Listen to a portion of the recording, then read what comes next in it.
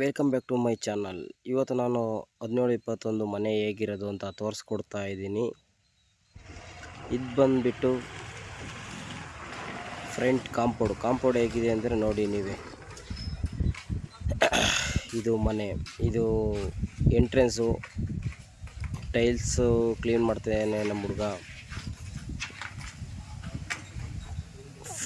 ಇದು ಫ್ರಂಟ್ ಬಾಗಿಲು ಹೇಗಿದೆ ಅಂದರೆ ನೋಡಿ ನೀವೇ ಹೇಗಿದೆ. ಗಣಪತಿ ಬೇಕೇ ಬೇಕು ಅಂದರು, ಅದಕ್ಕೆ ಗಣಪತಿ ಹಾಕ್ಸ್ಕೊಟ್ಟಿದ್ದೀವಿ. ಇದು ಬೆಡ್ರೂಮ್ ಬಂದುಬಿಟ್ಟು 8 ಮತ್ತು 9 ಇದೆ ಬೆಡ್ರೂಮು.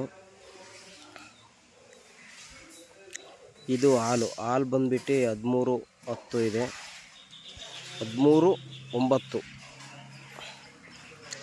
ಇದು ಬಂದು ದೇವ್ರ ಮನೆ ತಿರುಪತಿ ಬೇಕೇ ಬೇಕು ಅಂತಿದ್ದೀರಿ, ಅದಕ್ಕೆ ಹಾಕ್ಸ್ಕೊಟ್ಟಿವಿ. ನಮ್ಮ ದೇವರೇ, ನಮ್ಮ ಮನೆ ದೇವರು, ಅವರು ಅದೇ ದೇವ್ರು ಬೇಕು ಅಂತೇಳಿದ್ರು, ಹಾಕ್ಸ್ಕೊಟ್ಟಿದ್ದೀವಿ. ಫ್ರಂಟ್ ದೇವ್ರ ಮನೆ ಬಾಗಿಲು ಹೇಗಿದೆ ನೋಡಿ. ಇದು ಬಂದುಬಿಟ್ಟು ಕಿಚನ್ನಿಗೆ ಇಲ್ಲಿಗೆ ದೇವ್ರ ಮನೆ ಬೇಕು ಅಂತ ಹೇಳಿದ್ರು, ಆಗಲ್ಲ ಅಂತೇಳಿ ಫಸ್ಟೇ ಕಟ್ಟಿದ್ವಿ ಅಂತ ಹೇಳಿದ್ವಿ. ಕಿಚನಲ್ಲಿ ನೋಡಿ ಹಿಂಗಿದೆ, 2 ಸ್ಲ್ಯಾಬ್ ಕೊಟ್ಟಿದ್ದೀವಿ. ಕೆಲಸ ಇನ್ನೂ ಆಗ್ತಾಯಿದೆ, ಕರೆಂಟ್ ಕೆಲಸ ಇನ್ನು ಅರ್ಧಬರ್ಧಾಗಿದೆ.